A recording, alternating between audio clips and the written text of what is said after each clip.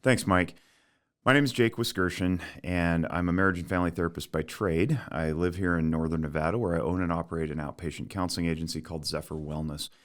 And I'm going to talk a little bit more about the partnership in a minute, but for right now, I want to take a second and talk about how I met Mike. So I've operated and hosted a podcast called Noggin Notes for several years.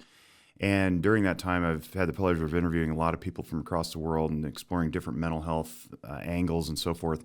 And one day I was texting one of my best friends who happens to operate a gun range and retail store here in town called Reno Guns and Range. It's one of our premier ranges and stores, and it's very well known and very well respected.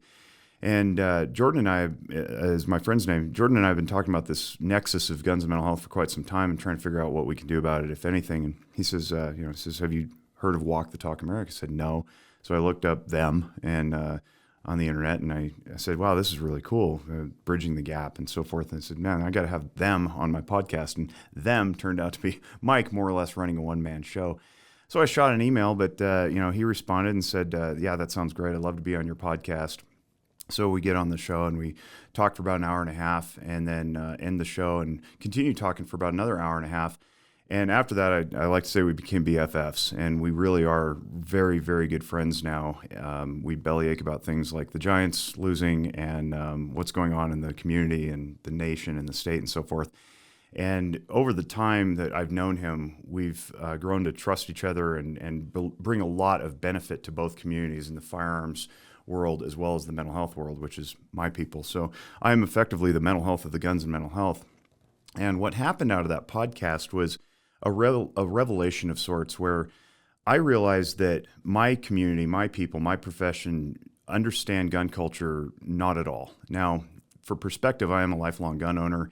I've had firearms my whole life. I was raised in a family full of cops, and I have lots of military friends, active duty and retired, guard and deployed and whatnot. And I realized that this stigma within the mental health community upon the gun community is something that needed to be solved, because I realized I had my own biases.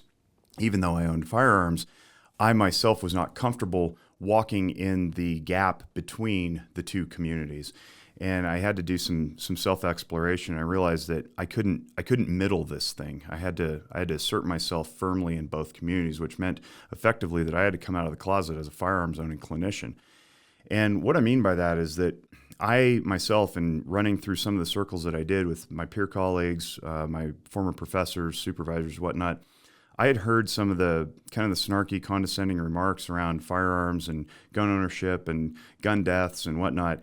And it was very off-putting to me. And I thought, if I am uncomfortable around my own people and I am struggling to announce that I do this thing as a hobby, as a passion, now it's a passion, then what are other people thinking? So I realized that, even though Walk Talk America at its core is a suicide prevention organization, my role had to be one that pulls the communities together. And at the time, I happened to be chairing my licensing board here in Nevada. Those of you who are unfamiliar, if you practice in a profession, typically you get granted a license or a certification by the state that allows you to do such things. And basically that little certificate says that you've achieved minimum competence to do such things. And every year or every 2 years when you renew your license, you're required to have achieved a certain number of what's called continuing education credits. So being the chair of my licensing board and having so many contacts throughout the state with other mental health professionals, I thought, what would be a good idea is if we just teach our clinicians about the firearms culture. And I had this great idea, and I thought it was super cool, and Mike was super on board. And I said, let's just create a curriculum, and we'll pitch it to people, and they'll come and they'll take these courses, and they'll realize how better to interact with firearms owners when they come into the counseling office. And I thought it was great. So we put this curriculum together, the curriculum that you're now watching, and I pitched it to several of the other licensing boards, the social workers board, the psychology board, my board, which is the marriage and family therapists and clinical professional counselors, the drug and alcohol board. And amazingly, yet probably not surprising, there was hesitation. And I said, I don't know, it's guns, I don't know, it's a little icky, it's weird. And I'm like, why is this a problem? And I realized that my trump card, so to speak, was to cite statistics. So there's a Pew Research poll that came out in 2017 that suggests that about 42% of Americans either own a gun or live with one. Now, that's effectively half of our potential patient population that would come through the door, either owns a gun or lives with one. Now, that's a lot of people for us to be willfully ignorant about their entire culture. And that culture you're going to hear more about through both me and Rob Pincus, who explains it later. But I realize that if we're going to be effective in treating people who are in crisis, treating people who are not in crisis, who just want run-of-the-mill mental health services, and we're ignorant about how to use proper language or engage them appropriately, what we're going to do is we're going to end up pushing them away. They're not going to get care. They're probably going to get worse. And at maximum, maybe they end up taking their own life.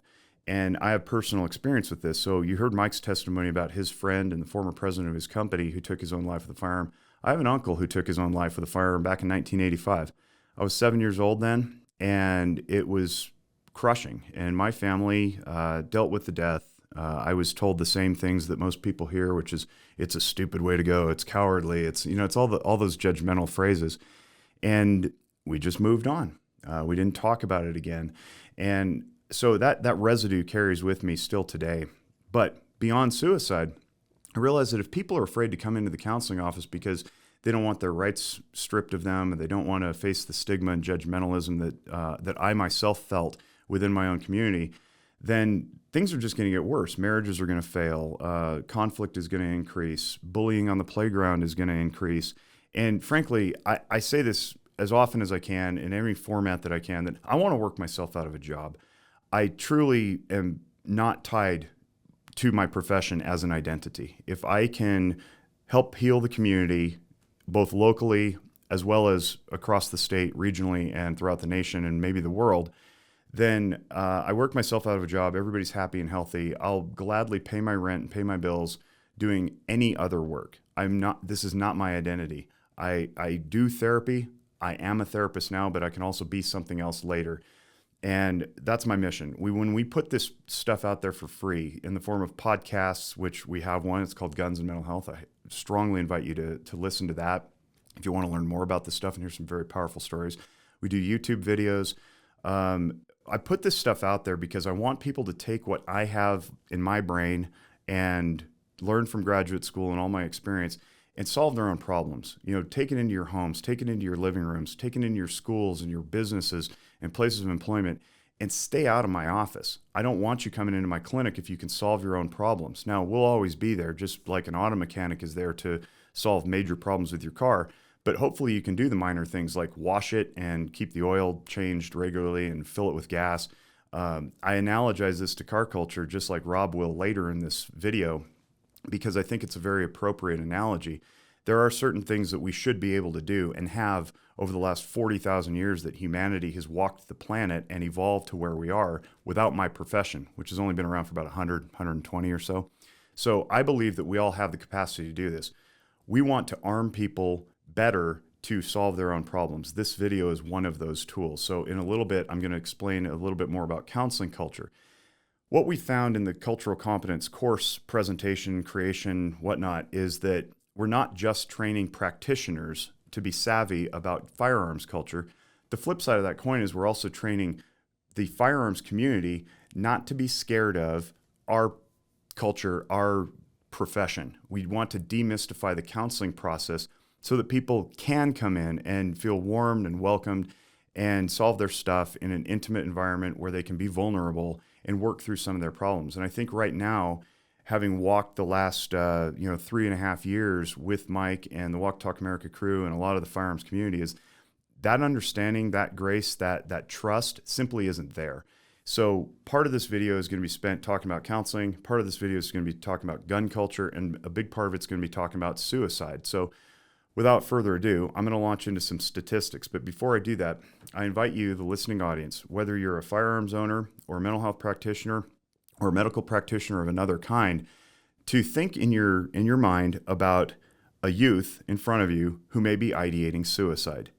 Do you know what to do? Now, I realize I've given you very little information, but that's all I want you to have right now. Do you know what to do with a youth who's ideating suicide? Well, let's get into some of the statistics.